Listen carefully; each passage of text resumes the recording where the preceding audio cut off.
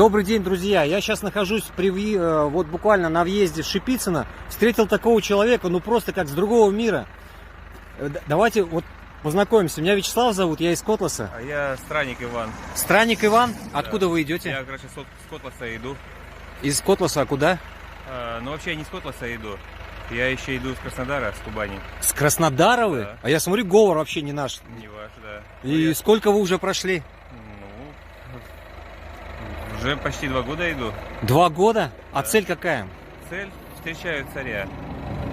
Встречаете? Вы его где-то Да. пытаетесь найти, что ли? Где-то? Нет, он здесь будет явлен Богом нам. А, явлен Богом? Да. Можно посмотреть ваши реквизиты? Что у вас тут? Меч, я смотрю, да? Ну, икону я уже сложил ее. Да, икона я видел. Я почему и заметил, у вас икона была, вы несли икону, а там Николай, да? Ездите. Нет, к сожалению, не каждый день. Вот случайно совершенно совпало. Я думаю, это не примета какая или что?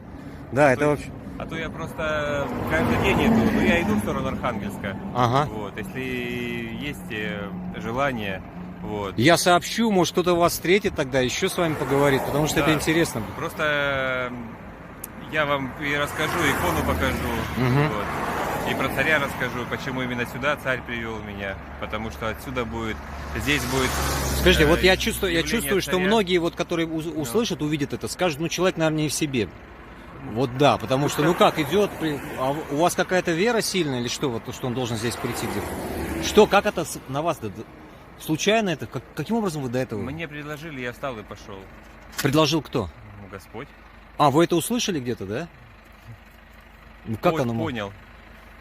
Понятно, но все равно я вас не совсем все понимаю, но просто интересно с вами познакомиться. Счастливого вам пути, во-первых. Ну и желаю вам удачи, вообще необычно. И ну, в общем, всего вам хорошего.